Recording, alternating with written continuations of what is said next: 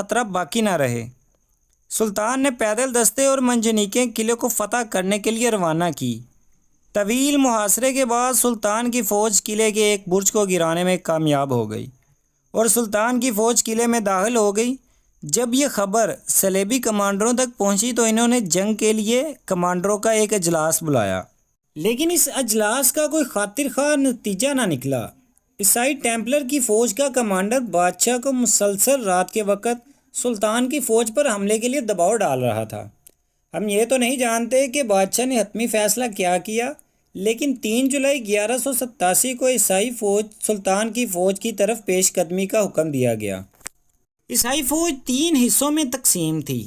دائیں دستے کی کمان ریمانڈ کر رہا تھا، جبکہ بادشاہ سلیب کے ساتھ مرکزی لشکر کے ساتھ تھا، جبکہ تیسرے حصے کی کمان بیلن کے پاس تھی۔